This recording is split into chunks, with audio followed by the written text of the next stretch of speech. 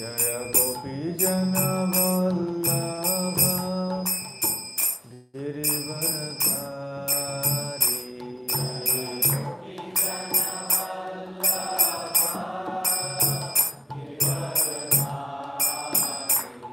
जय गोपी जन वल्लभ गिरिवरधारी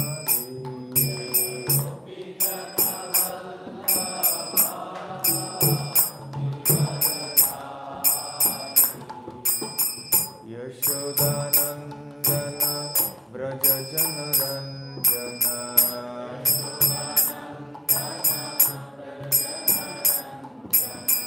यशोदानंदन व्रज जन रंजन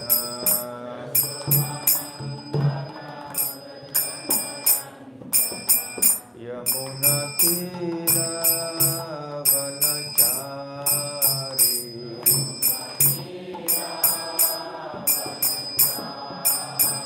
यमुना तीरावनचारी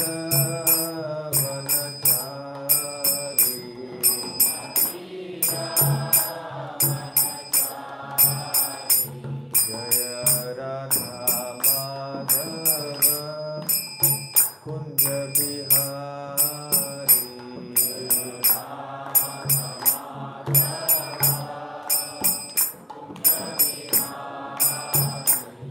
जय श्री कृष्ण चैतन्य प्रभु नित्यानंद श्री अद्वैत गदाधर श्रीवासादि गौर भक्तवृंद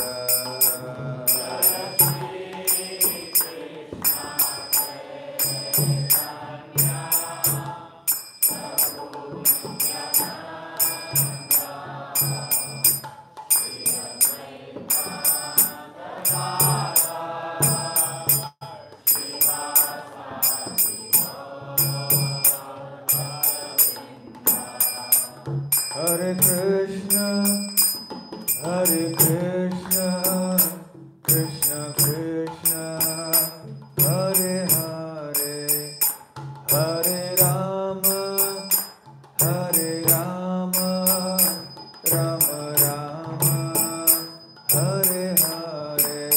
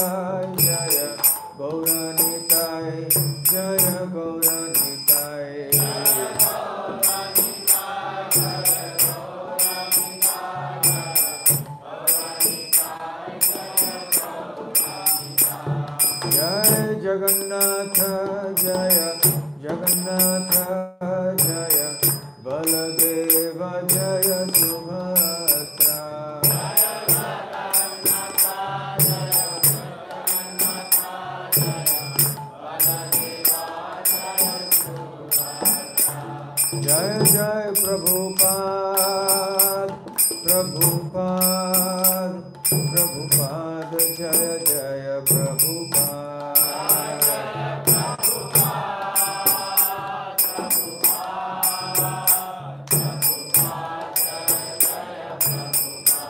निताय गौर हरि बोल हरि बोल हरि बोल निताय गौर हरि बोल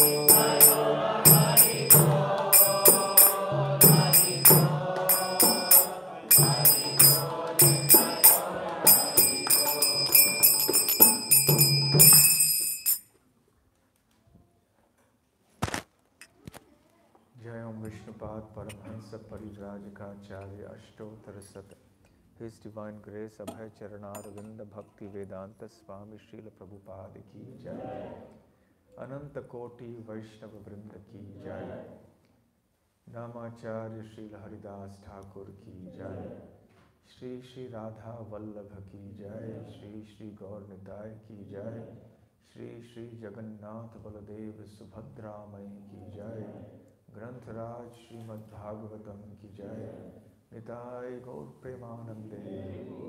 All glories to the assembled devotees. All glories to the assembled devotees. All glories to the assembled devotees. All glories, all glories, all glories to Shri Guru and Gauranga.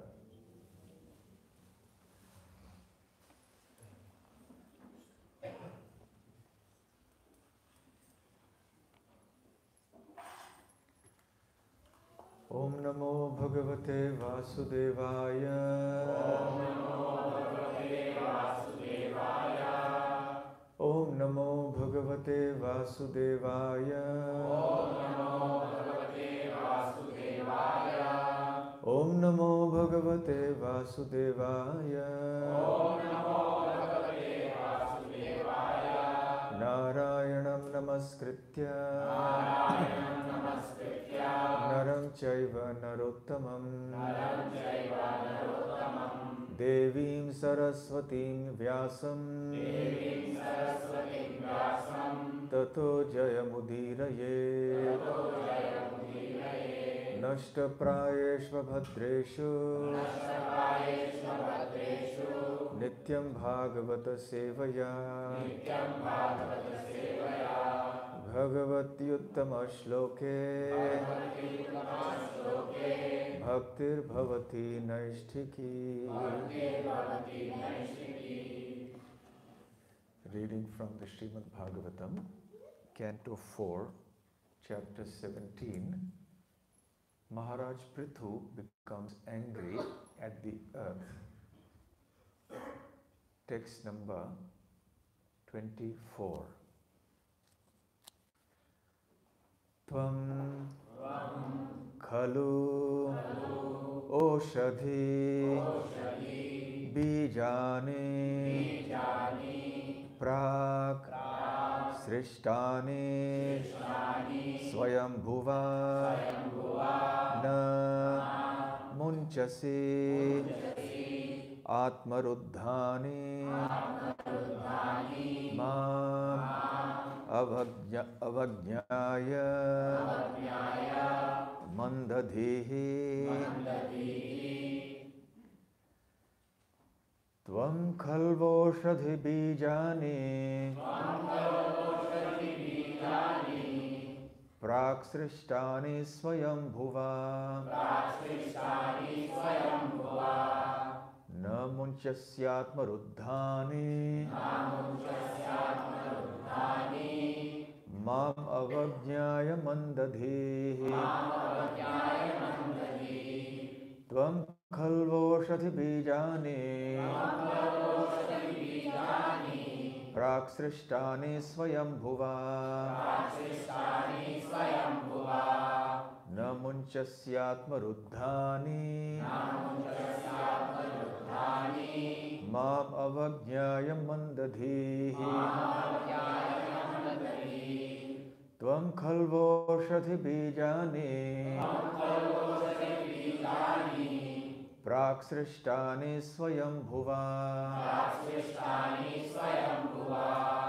Na munchasyatma ruddhane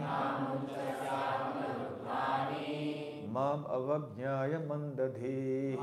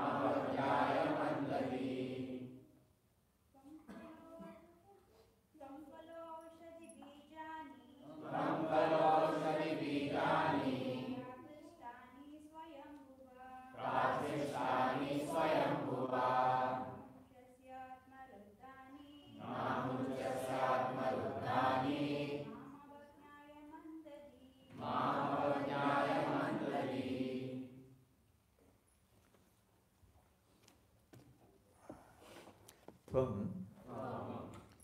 you, khalu, certainly, oshadhi, of herbs, plants and grains, bijani, the seeds, prak, formerly, srishtani, created, swayambhuva, by Lord Brahma, na, do not, munchasi, deliver, atmaruddhani, hidden within yourself, mam, may, avajñāya, disobeying, mandadhihi, less intelligent. Translation and purport by His Divine Grace A.C. Bhakti Vedanta Swami Srila Prabhupada. Translation. You have so lost your intelligence that, despite my orders, you do not deliver the seeds of herbs and grains, formerly created by Brahma and now hidden within yourself. Purport. While creating all the planets in the universe, Lord Brahma also created the seeds of various grains, herbs, plants, and trees. When sufficient water falls from the clouds, the seeds fructify and produce fruits, grains, vegetables, etc. By his example, Prithu Maharaj indicates that whenever there is a scarcity in food production, the head of government should take steps to see why production is being held up and what should be done to rectify the situation.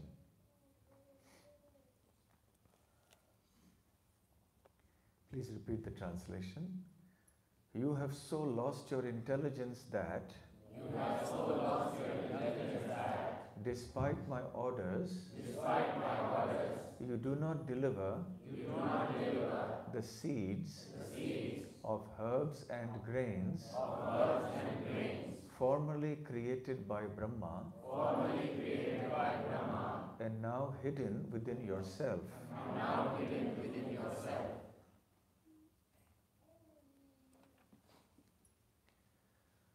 Om Jnanatimmirandhasya Jnananjanashalakaya Chakshurunmilitam Yena Tasmai Shri Gurave Namaha.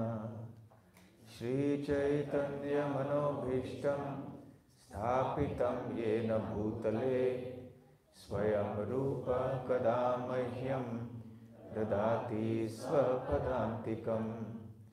Vandeham Shri Guru Shri Yuta Padakamalam Shri Gurun Vaishnavamscha Shri Rupam Sagrajatam Sahagana Raghunathanvitam Tam Sajivam Sadvaitam Savadhutam Parijana Sahitam Krishna Chaitanya Devam Shri Radha Krishna Padam Sahagana Lalita Shri Vishakhanvitamscha.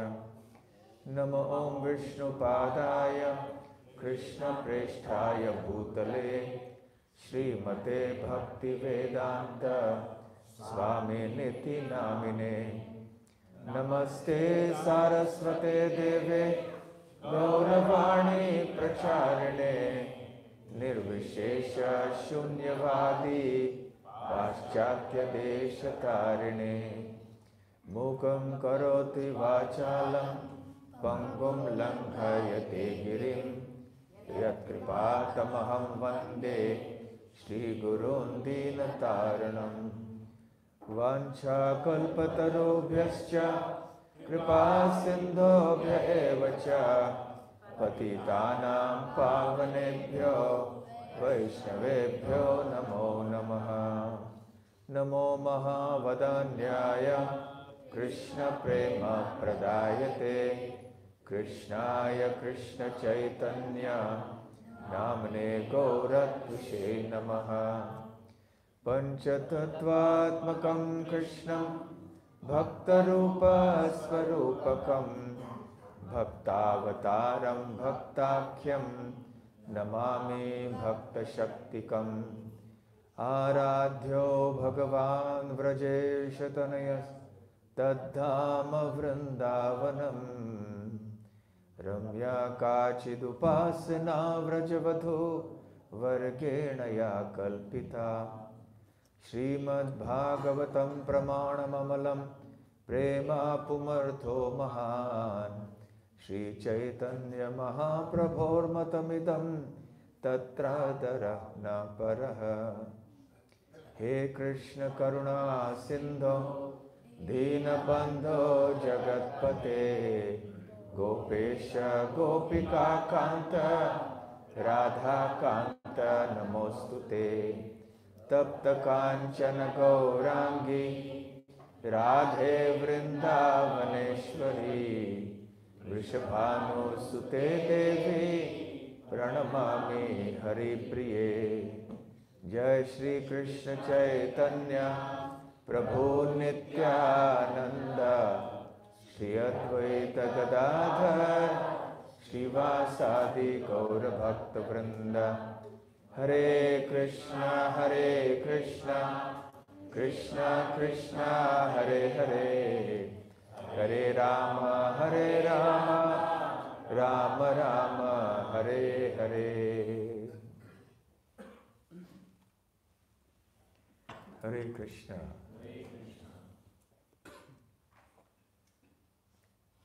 Now King Prithu is reprimanding Mother Earth that even though she has received all the seeds of herbs and grains from Brahma previously, she has now kept them hidden within herself, and she is not releasing them for the benefit of the people at large. So Prithu Maharaj now wants to punish her for this lapse, and he uses quite harsh words to say that you have lost your intelligence, that despite my orders you do not deliver the seeds of herbs, etc. The earth has many synonyms. In English, how many synonyms are there for earth? Maybe globe or few others. Terrestrial, something, okay, some words. But in Sanskrit there are many words, many synonyms. Can you name some of the synonyms for earth? Prithvi, Bhumi, Dhatri, Bhugol, okay, that is Bhu actually, Bhuloka, Bhumi, Prakriti is nature. Dharani. What is the meaning of Dharani? One who holds everything. Another name by which Prithu Maharaj has addressed her just 2 verses ago is Vasudha. He says, Vasudhe tvam vadhishyami. Oh Vasudha, I shall kill you. So when Vasudha is addressed, it's Vasudhe, as we were discussing yesterday for Hara and Hare. So Vasudha and Vasudhe. So Vasudha is the name of Mother Earth. A longer form of that is Vasundhara, also name of Mother Earth. What is the meaning of Vasudha or Vasundhara? Vasu and Dha, or Vasu and Dhara. Vasu means wealth, and Dha refers to one who holds, or Dharani also same thing. Dhara, Vasundhara, one who holds. So one who holds within herself all kinds of wealth. She is called Vasudha or Vasundhara. These are 2 synonyms for earth. So yes, what kind of wealth does Mother Earth hold within herself? As Prithu Maharaj has indicated here, there are the seeds for all sorts of herbs, grains, other types of grasses and trees and plants. Everything is there. What else? Minerals of different sorts. Oil. Of course, we don't consider that such a great wealth in Vedic culture. Water, jewels, pearls. By earth, we mean not just the earth, solid earth, but even the liquid, the oceans, everything that is the earth, the sum total of the earth. All these, sorry? Oil in the seeds, earth. Yes, but everything is there within these seeds, the jewels, the pearls, the minerals. You see, everything that is required for human prosperity for human happiness, for the subsistence, for the maintenance and protection of all living entities, not just humans, is there within the earth. And this is wealth. We have a wrong conception of what wealth is. Srila Prabhupada explains in the purports of Srimad Bhagavatam that true wealth are the natural gifts that we receive, the gifts of nature. Because ultimately all other wealth is dependent on that. So human prosperity flourishes by the gifts of nature, Srila Prabhupada says. Ime jana padhas vriddhas supakvaushadi aushadi supakvaushadi virudaha nadyudanvanto, all the nadis, all the seas, all the oceans, everything.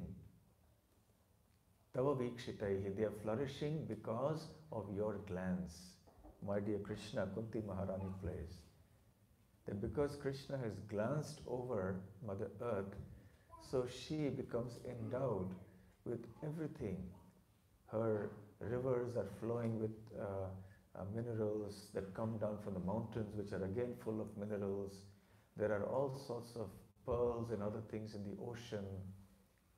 The land itself is filled with all sorts of luxuriantly growing grains and herbs and plants and trees. So this is wealth, actually. Also, cows, wealth. The cow dung, wealth. It is mentioned, there is a proverb in Sanskrit, Gavayo dhanavan, dhanya dhanavan. One who has cows is wealthy, one who has grains is wealthy.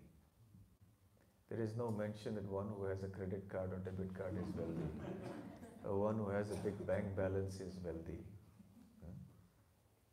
Because as Srila Prabhupada said, that at the end of the day, we cannot eat nuts and bolts produced in a factory. We need the produce of the earth. We need grains, we need fruits, we need vegetables, we need milk. Cow. So if you have the cow, you get the most nourishing miracle food for human beings, milk. And from milk you can derive so many other wonderful products. And from the land you can get many other grains and fruits and vegetables and etc., etc. So everything required for human prosperity and happiness and subsistence is there within Mother Earth. There is no need for making these gigantic factories which simply cause so much havoc with the environment. They pollute the land, they pollute the air, they pollute the water. Today, one of the biggest pollutants of the sacred rivers in India like Ganga and Yamuna are industrial effluents, because big factories and industries release all their sewage, their waste products into the rivers. They pollute the water, they pollute the land. Of course, there are other pollutants also coming in. So these big factories, they just upset the whole balance of nature. They upset the balance of Mother Earth. They upset the balance of the human mind. And they disrupt the peaceful living of the world at large. Because of big factories, people leave their peaceful lives in the countryside. They all start gathering in the cities where there is industrial culture.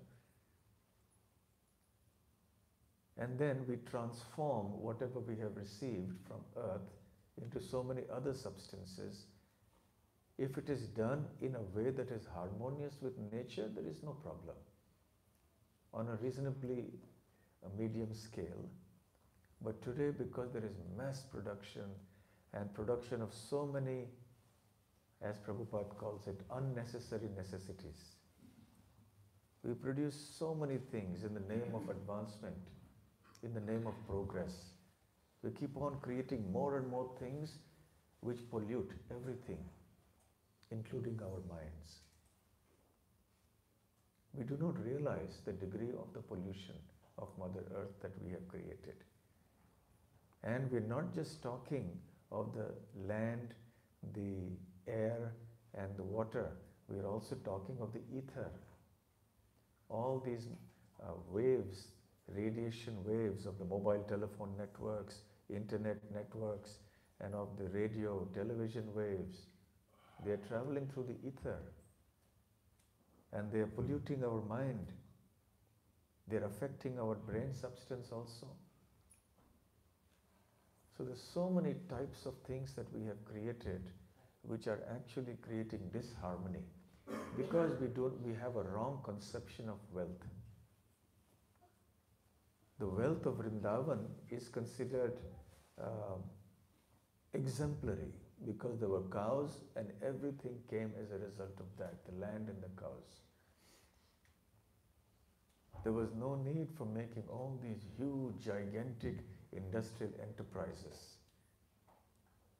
That started relatively with the, on a more bigger scale with the Industrial Revolution that started in Europe, in England, something like perhaps in the mid-1800s. And after that, everything started getting complicated. Industry was there in traditional culture, but it was more localized. It was more done individually by different people. The whole economics has changed. The geology, the environment has changed. All because we have wrong notions of prosperity. And because we disturb the balance of Mother Earth, therefore there are reactions from her in the form of many devastations. Now the ozone layer, climate depletion, the climate change, global warming, people are talking of so many things. Who is responsible for this? It's humanity. So the point is, Mother Earth is the holder of all sorts of wealth. And if only we knew how to harness that wealth, not with an exploitative spirit, but in a contented spirit. Because Mother Earth has so much wealth, if one becomes very greedy and tries to extract more and more from her than we really need, then there is imbalance and chaos. There is a famous quote that there is enough in this world for everybody's need, but not enough in this world for even one person's greed. Because you can go on, wanting more and more and more and still not be satisfied. But people who have a contented frame of mind, who are willing to live a very simple life, they can make do with very little in life. Not much is required. So in any case, here, Prithu Maharaj is saying, you have all this wealth within you, but you are not sharing it. Which brings us to another question of wealth. If you have wealth, share it. Whatever kind of wealth you have, share it. And even if you calculate from a materialistic point of view, if you share wealth, you receive more by the laws of karma. So even if you want to become wealthy, share your wealth. You will get more and more. So human beings must learn to share whatever. We will still see this in some places, even in the Western world in some places where they have not been spoilt by the modern culture. You will have villagers who live together sharing all their produce. They will grow some things, they'll go to the other house and give them, see, this is extra, we have grown some cabbage, this is extra, please take it for your house. They will share it with the people living in the other houses. And it is like one family that lives together happily. They're contented with what they have for the present, and they store a little grains, etc., for the rest of the year, and they're happy. But today's culture has changed so much because we don't want to share. So Mother Earth is not wanting to share the wealth that she has, and therefore that is a punishable act. So we also don't share what we have, we will be punishable at the hands of the Lord. Some interesting points emerging from this verse. Another thing that's mentioned here is that the seeds of herbs and grains were formerly created by Brahma and placed within Mother Earth. So Brahma is, of course, the secondary creator of the whole universe. The primary creator is the Supreme Lord. There are 10 subjects that are discussed in the Srimad Bhagavatam. Atra sarga visargascha sthanam poshanam utayaha manmantareshanu katha nirodho muktirashrayaha. So the first one is called Sarga, which means the creation by Mahavishnu. The second is called Visarga, the secondary creation that is done by Brahma. And after that there are other issues, other topics that are discussed. So the first two relate to creation. Sthanam refers to the maintenance. Poshanam refers to the support of all the living entities, the nourishment of all the living entities. Sthanam is the planetary systems. Utayha refers to the creative impetus that is aspects of the universe. Nirodha means the cessation of material existence. Mukti means liberation. And Ashrayaha means the Samam Bonam, the Supreme Personality of Godhead Krishna. So these are the topics discussed in Bhagavatam, and the first two relate to the actual creation. In the Srimad Bhagavatam, it is also mentioned that there are 10 stages of creation. It is only in the 6th creation, stage of the creation, that Brahma appears. Because that is when the universes are formed, and then Brahma appears. Brahma is born. Then Brahma's creation begins, 7, 8, 9, 10. The first 6 are all creations by the Supreme Lord, either as Mahavishnu or as Garbhodakashari Vishnu. So it starts with the creation of the Mahatattva. From the inert Prakriti, the Mahavishnu casts his glance, and because of that, the time factor is also created or introduced at that time, right in the beginning. Then gradually the Mahatattva starts evolving. The 3 modes of material nature start appearing. Formerly they were not in a differentiated state. You could not distinguish passion, goodness, ignorance, but now they start differentiating, they start appearing in a way that is identifiable. This is goodness, this is passion, this is ignorance. Then gradually they start interacting. False ego is created. Then false ego with the 3 modes starts creating the mind, the working senses, the knowledge acquiring senses, the sense objects. All these start getting created. Then the 5 elements, Mahabhuta, earth, water, fire, ether. So all these things start getting created. Then the universe appears. Then within each universe, the Mahavishnu enters as Garbhodakashaya Vishnu, fills half of each universe with his perspiration, transcendental perspiration, not like ours. And then he lies down on Ananta Shesha over there.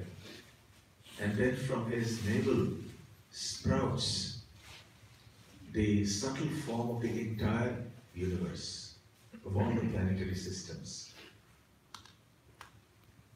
And then on top of that, is the bud of the lotus. There is the stalk of the lotus, and then on top is the bud. The bud represents the sum total of the entities and their karma, etc. And then that flowers, blossoms, and then Brahma is born on top of that. So all this happens in the first 6 stages of the creation.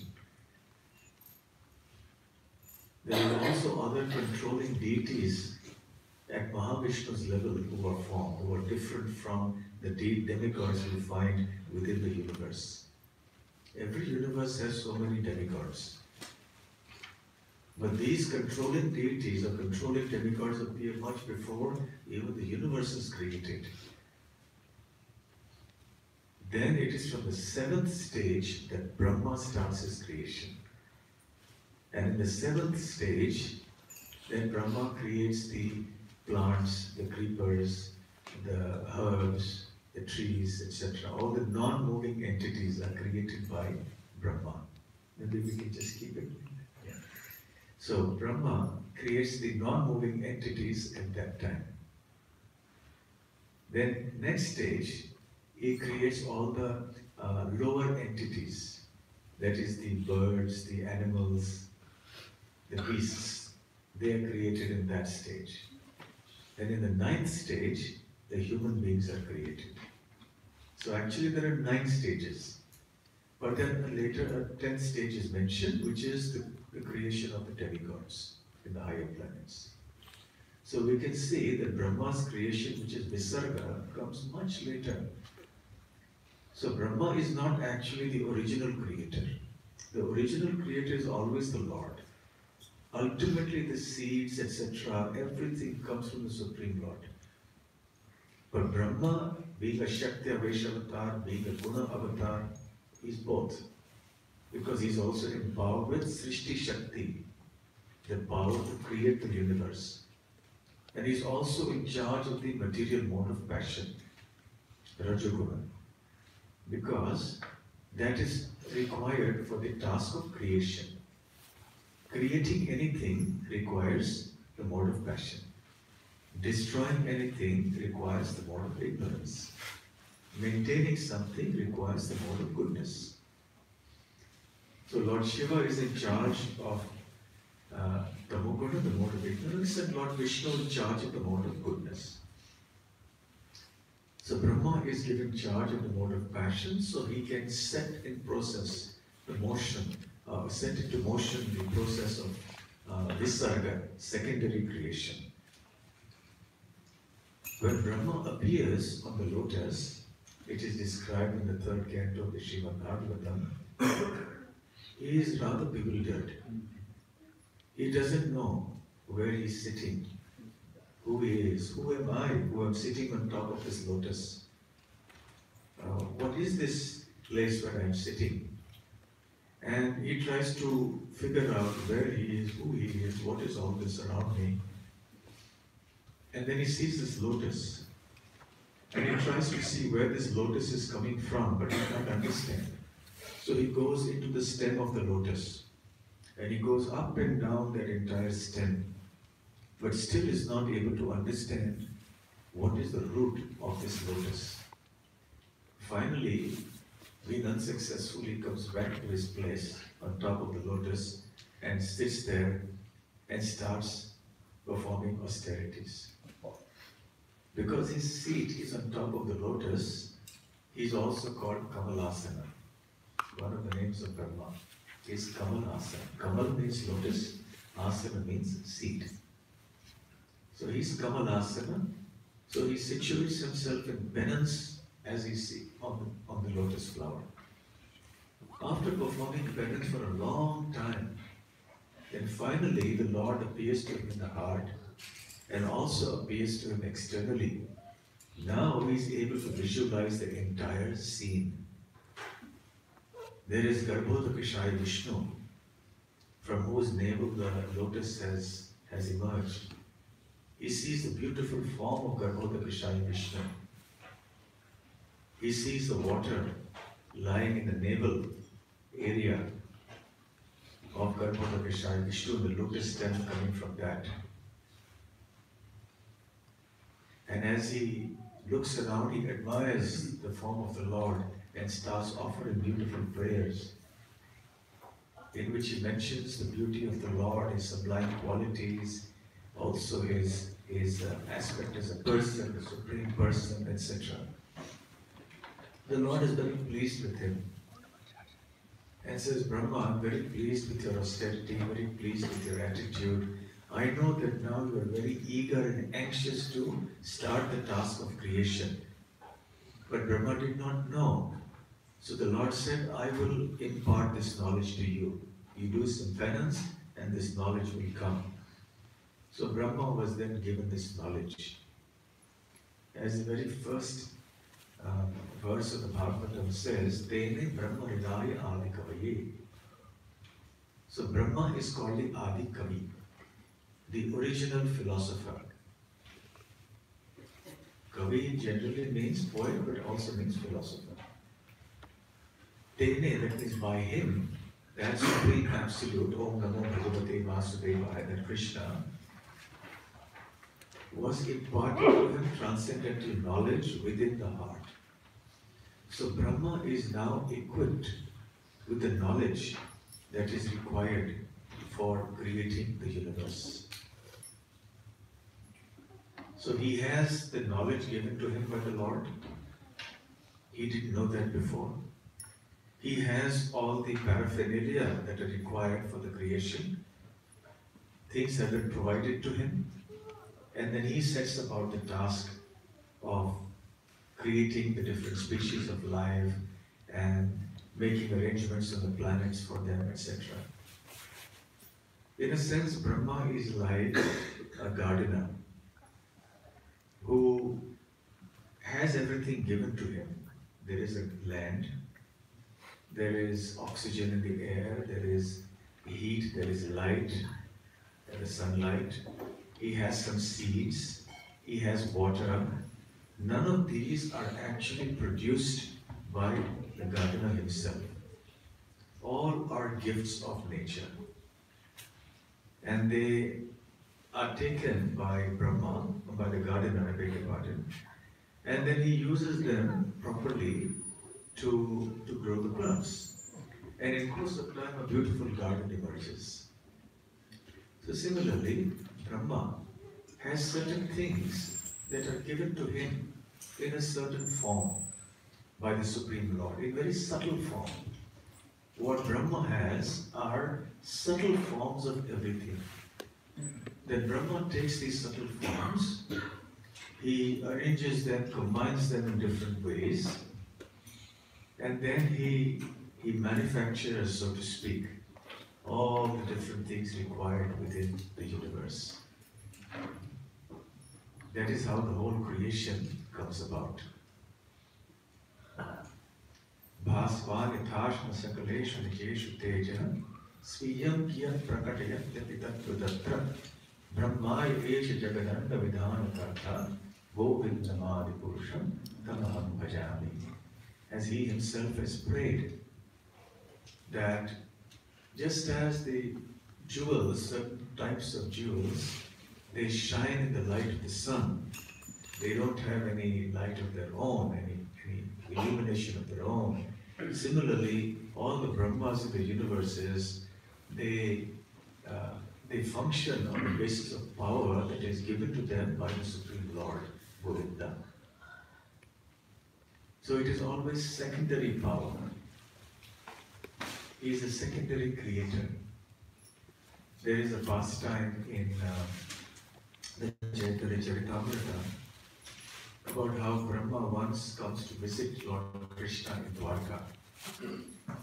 And Krishna understands that perhaps Lord Brahma needs to be given some more information. He thinks he's the only creator. So he tells the gatekeeper who comes with a message that Brahma has come. First he said there's a guest, he says his name is Brahma. So Krishna tells the gatekeeper, please go and ask him which Brahma. So the gatekeeper goes and asks Brahma. He says the Lord is asking which Brahma has come. So Brahma is puzzled. So what do you mean which Brahma has come? Just like, for example, if we are told the Prime Minister is coming, or we call him Premier, Premier. The Premier is coming. You won't say which Premier. There is only one Premier in Australia, isn't it? They may change, that's another thing, frequently, but there is only one at any given time. Yes. So similarly, Brahma thinks, how many Brahmas?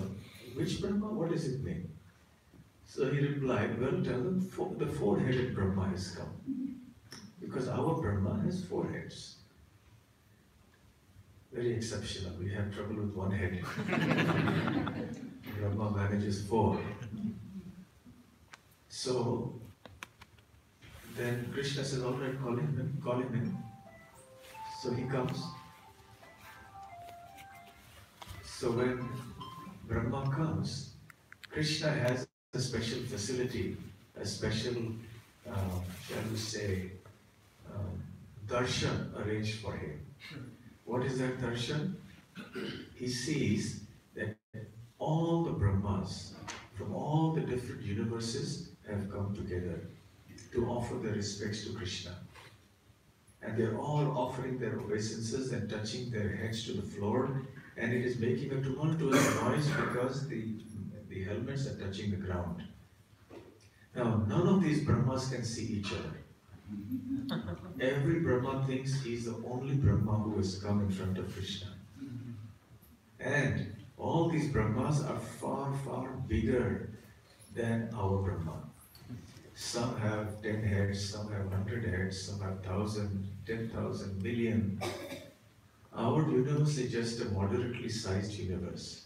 But there are many universes in the material creation that are much bigger than our universe. So the Brahmas there are also much bigger, and they have many more heads. The larger the universe, the larger the number of heads that Brahma has. Now that is inconceivable how they can manage 4 heads in one neck, and how can there be 1,000 heads or 100,000 heads. This may seem extremely unbelievable, but on the level of Brahma, even with material bodies, there are so many wonderful things that can happen. So Brahma, our Brahma, was watching all this in fascination. They could not see him. They could not see with each other. And Brahma was seeing all these Brahmas assembled there. And not just Brahma, the Indras also came. The Shivas also came from each universe. And none of them could see anyone else except themselves. So they were offering their obeisances, and Krishna asked them, so what can I do for you? Why have you come? They have been summoned by the Lord. We have come here to offer our obeisances. By your mercy, my dear Lord, everything is going on well in our universe. And then Krishna dismisses them. Thank you for coming. They all leave. And now Brahma is really puzzled now. And his foreheads probably start spinning. My God, what is this? So this is the position of Lord Krishna, the original creator. And he actually is sitting in Govardhan in Vrindavan doesn't create. He delegates that to the Vishnu avatars in the world to do that in the material world. And the Vishnus also have their energies. They do that, like Lord Shambhu, or Lord Shiva, Lord Brahma. They do all the required things. Prakriti, Maya Devi, they do all these things. As far as the original Supreme Personality of Godhead is concerned, he is in Golok Vrindavan playing the flute, raising the cows, dancing with the gopis, being the source of joy to Mother Yashoda and Nanda Maharaj. That's all. That is what Krishna's business is. He's not much interested in this. He has to do it because he has to do it. It's his duty. So he employs his agents to do all of these functions. So Brahma therefore has given to earth everything that she needs. He has given to every planet whatever is required. for the proper nourishment and maintenance of all the living entities on that planet. Every planet within the universe has life. Srila Prabhupada explains. And he says that just as in this earth planet we see living entities who are in different types of environments, some in the water, some living in the air, and so on and so forth. There are different entities who live on different planets, and they they have different types of bodies which are suitable to their different planetary systems. So there are living entities on the sun who have fiery bodies. They don't have bodies like we have. They have material bodies, but they're made of the fire element. Similarly, all the different planets have different the entities of different types of planets, of bodies, just suitable for that particular planet. And there is arrangement for their nourishment and maintenance, etc. on that planet. So this is the arrangement of Brahma. Such an intelligent and powerful and capable personality. It is said also in the Bhagavatam that he can see the whole universe and he understands how the universe is operating as if there was a walnut in his palm of his hand. Imagine if we have a walnut in the palm of our hand, we can see very clearly all the details of that walnut. So similarly, Brahma can see what's happening in the entire creation. His vision is so perfect, from sitting in Brahma Loka, he can see everything that's going on there. A very rudimentary, very crude example would be like the owner of a factory, or a senior manager of the factory. The owner is, of course, sitting somewhere. But if the owner wants also, he can. He has all these CCTV screens in his cabin. And he sees everything that's going on in every department of the factory, on the assembly, on the shop floor, or in the accounts department, and everywhere else at the security, in the gate. So he watches everything, he knows what's going on. The difference is that Brahma doesn't need all these CCTVs. Just by the eyes that are given to him by Krishna, he can see what's happening everywhere in the universe. So how intelligent he is, and still how insignificant he considers himself to be in front of the Supreme Lord. So this is a sobering thought for us, and still there are ignorant human beings on earth who claim that they are God. Even Brahma is bewildered by the tiniest display of Krishna's potency and yogic powers. What then to speak of ordinary folk like us?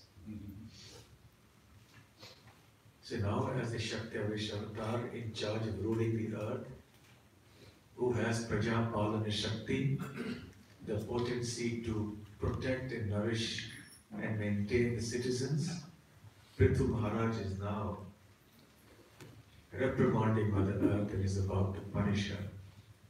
That Brahma has given you all these seeds, but you are not sharing this wealth with the citizens, with the population of this world. So we'll stop here. Are there any questions? Yes, before we go further, just one thing I would like to mention about, not connected to this class in particular, but about the culture of how we should be in the class. And this is one issue that is there that we find in all ISKCON temples everywhere. There is a great need to value the Bhagavatam class as something that we should take seriously. So yes, devotees take the trouble to come all the way to the temple, which is really nice. But there is a certain etiquette out of respect for the Srimad Bhagavatam also. That is that we must come in time and we must not leave in between. We have a choice to come or to not come. Nowadays, fortunately, the electronic internet facilities available we can see online. Of course, it is always better to come physically and hear. That is much better than hearing on the internet. That is the authentic way of hearing. Sit physically in the association of devotees and hear. Even though the internet hearing is also very effective, but a part of the vibrations and the whole atmosphere is lost. Here we're sitting in front of the deities, sitting in the association of devotees, and here we don't have freedom. All the devotees take that freedom. You can't do anything. If you're sitting at home on the internet, you can be multitasking, you can do any other thing, you can be texting, you can be sleeping, lying down, you can be relaxing, spreading your legs out, you can be doing anything. But in the temple, you're sitting in a certain way, you have to pay attention, you cannot look at your mobile phones, you cannot be talking with somebody else, you can't be sleeping. So the overall vibrations, etc., they are much better, much more conducive. So coming to the physical association of devotees is wonderful. It is better than hearing at home. Hearing at home should be when you can't come for some reason. And that is of course there because everyone has their limitations. They have so many responsibilities, which is understandable. So we encourage everyone to come for the class. But when you come for the class, please try to see that you come in time. Now that you have decided to come, you make sure to come in time. Because if it doesn't, then people keep coming one after the other, it disturbs the whole class. Everyone's attention is diverted, the speaker's attention is also diverted, the speaker's thought flow is disturbed. Then everyone, as they come in, they take time to settle down, select a place where they will sit. And then in the meanwhile, the reverse traffic also starts. People start leaving. So this in and out, free flow, this is the class going on for Srimad Bhagavatam. It's not just some ordinary thing where we just walk in and walk out as we please. That is not the way it should be done. Yes. So we must have that discipline. I was sharing with a few devotees the other day that one of our sannyasis was mentioning that the only time nobody ever walked out of his class when they were on a cruise.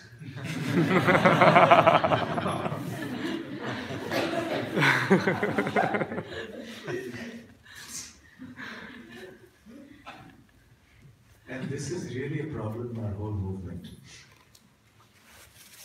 Sometimes I have seen Bhagavatam speakers getting very annoyed.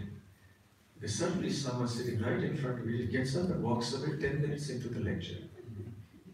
So if he had something to do, he should have known earlier. He should not have come for the class, but he should have at least been at the very back so he could have just slipped out. But it's a disturbance. It shows, it reflects that there is some lack of understanding or lack of, respect for the Bhagavatam. That you can simply just get up and walk out anytime you like, just coming, going.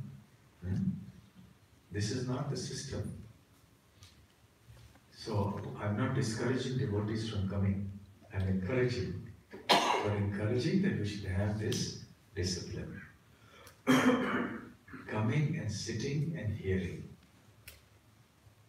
Somehow because devotees see other people doing it, they also think it's alright to do it. And then everybody starts doing it, it becomes the established norm, the culture. So it is quite acceptable now to just come in and go out anytime we like. Yes? Only if there's something urgent, of course. If there's a fire or something happening, then you can't say, well, Bhagavatam class. So we have to use our common sense. There may be some urgent things that happen, all right, then. But not just whimsically. Plan ahead of time. And your children also, keep them at one place. If you think they're going to create a disturbance, then be elsewhere. You have to shift the car. What is mine? Sorry? Mine is a fine. Car parking problem here. So when you park the car coming here, nearly 5 to 9, then we go and shift it. So you can sit in the car. Okay, so car park, so whatever, I mean, when you come, you have to make your arrangements, you have to make your plans and do it. Because if you walk out in the middle of the class, then that causes a disturbance. Do you all agree with this? Yes. Any disagreements? No. Sorry? 100%. 100%. So we have to respect the Bhagavatam and we have to respect this Vyasasana. The Vyasasana remains, the speakers will come and go. There will be different speakers sitting on this Vyasasana on different days. So it is a Vyasasana, it is a seat of Vyas, is the message of the Bhagavatam, book itself. And it is also a respect to all the assembled devotees to come and sit and not leave. Any comments, questions on this point? Yes. Very similar. I'd like to ask a question. This, you brought up that point that you talked about, the etiquette of the Vyasasana, word and respect to the devotees and to the speaker. I absolutely agree with you. Could you also comment about etiquette of when people take a prashadam? I've seen many people, before offering their respects to the Lord, because as you know, prashadam is no different to the Lord. It should be respected. It should be offered to all the devotees. I've seen many people who come, help themselves to the prashadam before even saying, Sarya Vijija. This I find offensive. I do not believe in this. I think that in the presence of all the devotees, everyone should sit down, honor prashadam, because as you said, the speaker, the Srimad Bhagavatam, the prashadam is no different to Krishna. Yes. You coming in, disrespectfully, coming in at maybe halfway through the class, maybe you have, you've been stuck in traffic or something. But if you're at home thinking, oh, maybe I can go at this time, I can go a little bit later, it's very annoying. I find it even when you're sitting in class and you're listening to a great speaker like you, and I'm finding enthused by it. But then I'm hearing people moving around. I lose the concentration. Yes, yes. Precisely. Actually, there is a lot of things that we need to do. This is all over actually. Because you see, the modern day world, in any country of the world, this whole culture is not so much there. So there is a need to speak about these things, to have classes and so on. And absolutely right about prasadam. The etiquette is, of course, that's a topic for a seminar in itself. But generally, when we take prasadam, we have to say the Sharira Avidya Jal prayers, Mahaprasadi Govinde. Ideally, the system is that we all sit down in lines and people come and serve us. And then everyone recites the prayers when the prasadam is in the plate. Then everyone together starts. But in most temples, because of practical considerations, they have what we call a buffet system. So there is a table, everyone goes with their plate, they pour and they sit down. Because there is no particular place to sit, everyone sits wherever they find place. So this is more or less what's happening. But that's of course another topic. But yes, we must chant the Sharira Vidya Jal prayers. We should not eat without chanting that. So these are important points. Thank you. Yes. Probably, when you talk about earth and all the seeds and the human beings, and we were an agrarian society. From an agrarian, we went to an industrial society, and now we have come to the digital society where industry is being digitalized. So, at this point of time, if someone wants to take agriculture or farming or cultivation as a profession, it's not possible. It doesn't seem to be practical. What has the Bhagavatam advice about like in this age, having natural or having agricultural or having natural what you call food to practice? Okay, thank you for the question. The question is that we have moved on from an agrarian society to an industrial society and now a digital society. If someone wants to go back to an agrarian lifestyle, it's extremely difficult. Yes, it is, but it is not impossible. And the modern industrial culture has made it difficult for farmers to exist, and I see that here in Australia as well. The way the shopping malls and the whole economics, how it works, and the farmers are not in a good condition here. They're being quite exploited. And it's very hard, they find it very hard to make a living. They have so many challenges they face. So a lot of things have to be done. There has to be increased awareness first of all. At our level, what can we do? We can just generate awareness. Now we have, for example, in ISKCON, certain farm projects that we have. So we have to try to build them up, try to sustain them. It needs devotee support. So the support has to be from devotees. We can't expect temples to do things unless there are devotees who step forward. So if devotees step forward to participate in such projects, then yes, these things will be possible. And we can show the way to the world that yes, it is possible to live a very simple life, grow crops, grow your food, take care of the cows, have nice milk, and chant Hare Krishna. Right?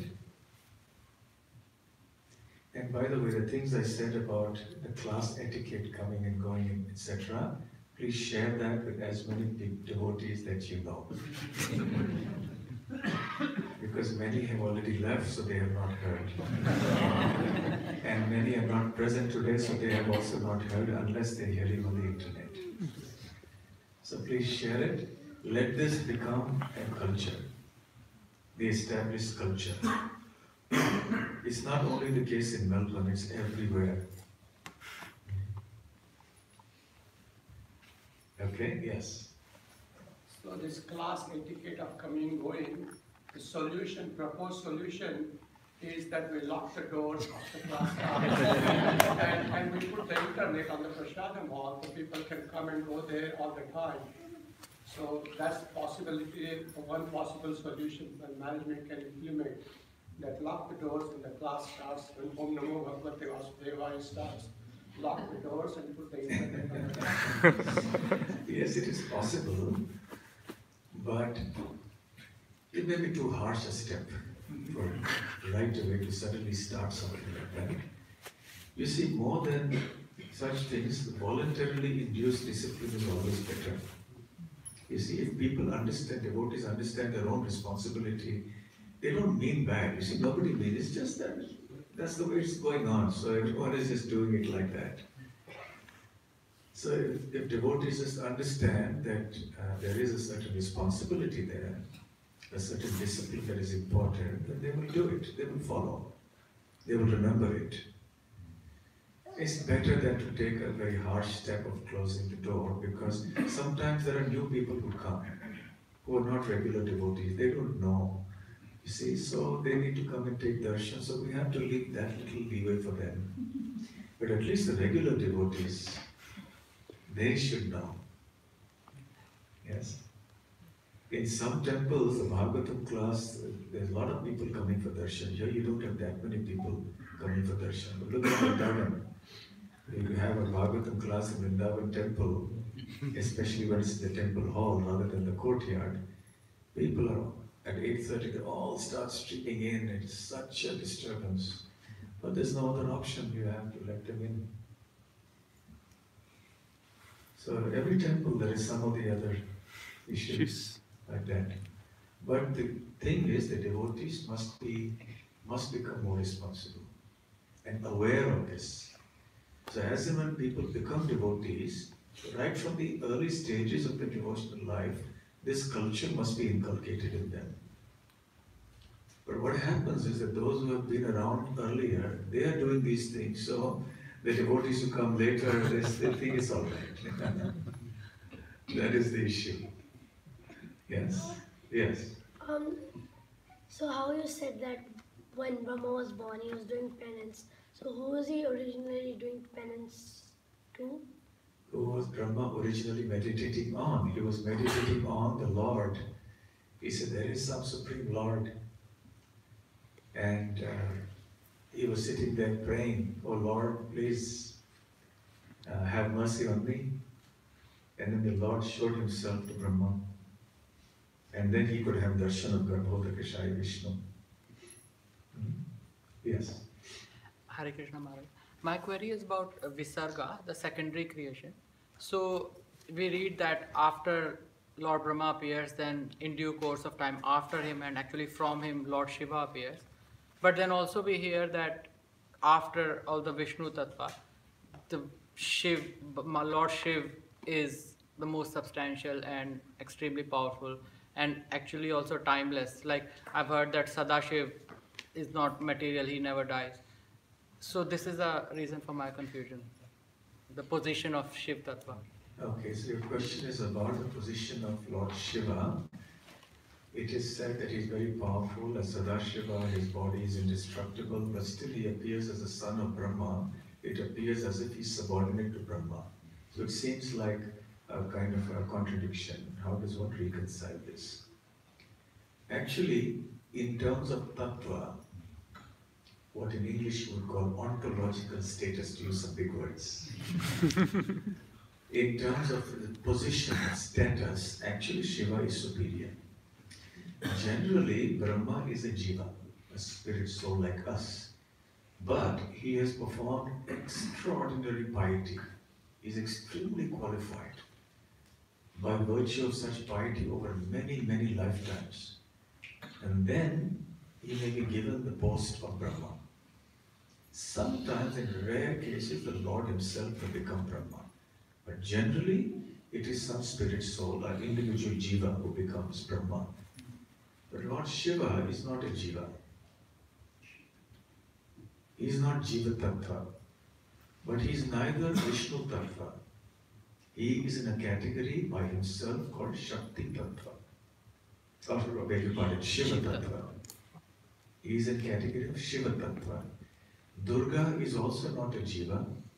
She is also not exactly in the category of Srimati Radharani or even Lakshmi Devi. But she is also Shakti tattva. Okay? So ontologically, Shiva is superior to Brahma. But when it comes to his appearing within the world, he may appear through the medium of Brahma. He comes as a son of Brahma. Okay? Like that. Just like, for example, Varahadev, when he appeared through the nostrils of Brahma. But it doesn't mean Varaha is subordinate to Brahma. It's just that they use this particular way of appearing within the world. So also with Lord Shiva. Alright? Yes, you had a question? Yes, indeed. During the time, when Lord Brahma was meditating, before his meditation, he actually heard the waves hitting the stem of the lotus. Yes. And that sound was tapas, tapas, tapas. So basically, my question is, before one becomes realized, he has to have that form of, that mood of tapas, austerity, meditation. And then one would come to Krishna consciousness. That analogy of Lord Brahma, is that also what all living entities have to go through? That mood of tapas. Correct? Okay, thank you. The question is that when Brahma was seated on the lotus, then he heard these two sounds, the two syllables that's mentioned in Bhagavatam, ta and pa. Ta, pa, ta, pa, which means austerity, perform austerity. So then Brahma started performing austerity, and then he became Krishna conscious. So, as devotees, do we also need to have that spirit of austerity before we're eligible to become devotees? Yes, that's the question. That's the question. Yes, certainly a spirit of austerity is required. At the same time, devotion to Krishna, bhakti, is transcendental. So, something transcendental cannot come from something material. Austerity can also be material. There are many people performing austerity for material purposes, like in worshipping the demigods, Ravana, Hiranyakashipu. They all did tremendous austerities, but for worshipping the demigods and for material purposes. So austerity in and of itself is not sufficient. But bhakti can only come from bhakti, only from devotion. So through some devotee of the Lord, somewhere, sometime, somebody receives the seed of devotional service, knowingly or unknowingly. And that may be called Agyata Sukriti, unknowingly acquired devotional credits. Let's say the Harinam Sankirtan party is walking on the streets, chanting the holy names. Somebody is walking also, and he hears the holy names. He's never heard it before in his life. He hears it. So that's the beginning. He started hearing. Then perhaps he meets another devotee who's distributing books. Someone in his office is a devotee, gives him some prasadam. And then maybe invites him to a program. So gradually, he accumulates more and more and more of this devotional piety. It happens over many lifetimes. When that is accumulated sufficiently, when the capital, so to speak, of that devotional piety has come to such a level that one now spontaneously becomes attracted to this path. That is when one consciously starts doing austerity for Krishna. For example, we may not have been all following the four regulative principles before we came to Krishna consciousness. But we came to Krishna consciousness. So then we started chanting Hare Krishna. We also heard that we have to follow these four regs. Then we started following it. Now we're doing it for Krishna's sake. So the austerities are there, but after coming to Krishna consciousness, we do it for a Krishna conscious purpose. If someone has already been doing Krishna austerity for obtaining Krishna, that means that that person has already done something in the previous life. So he or she is carrying forward from where they left off in the previous life. Okay? One final question. Yes. Thank you. Hare Krishna. Hare Krishna. You were glorifying the Lord Brahma's position to us. Whose position? Lord Brahma. Lord Brahma's position, yes. Nevertheless, Lord Brahma desired to join Lord Chaitanya's pastimes as Haridas Thakur and chant Hare Krishna. Can you discuss this, please? Even though Lord Brahma was so great, he wanted to come and chant. Okay, so the question is that Brahma, even though he's so great, he came as Haridas Thakur in Chaitanya Mahaprabhu's Leela. And can I please talk about that? Yes, sometime. Incidentally, there was an evening program yesterday at the community center and I spoke exactly on this. But I'll just be very brief and just mention it briefly. During the celebrated Brahma Vimohana Leela, when Lord Brahma, in order to test Krishna's powers, kidnapped the cowherd boys and the calves and hid them in the caves, and then Krishna ultimately manifested his potency, a very tiny portion of it, and made Brahma understand what their relative positions were. Then Brahma became very embarrassed and he felt very bad that he had committed such an offense against Krishna. So then he was praying. He went to Navadvip. This is explained by Bhakti Thakur in the Navadvip Mahatmya. And Brahma went to Navadvip long, long ago. And he started praying, because he was afraid that he would commit some offenses again. At that time, Mahaprabhu appeared to him. This is before Mahaprabhu actually had his Prakat Leela. Before Mahaprabhu's manifest appearance, 500 years ago, he appeared to Brahma in Navadvip. And he said, Brahma, okay, I will very soon appear, and you will also appear. So in your family, so you don't feel any pride. So you'll be born in a so-called low family, and then you can participate in my pastimes.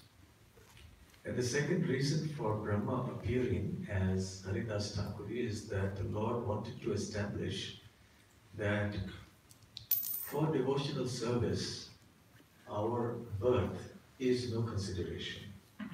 What kind of family we are born in, what kind of community, ethnicity, nationality, social, economic status, that doesn't matter. If one has done devotional service in the past, one will be entitled to do it in the present. If one is sincere and eager to do devotional service, regardless of one's material situation or background, one is definitely eligible to do that. So therefore, Brahma, in order to taste also the nectar of God Leela, took this form as Haridas Thakur and relished this nectar in Mahaprabhu's pastimes. Okay, so I think we'll stop here. It's past 9 o'clock. Thank you very much. Hare Krishna. Grantaraj Srimad Bhagavatam ki jai. Srila Prabhupada ki jai. Lord Premanande. Hare Krishna. Hare Krishna. Maharaj ki jai.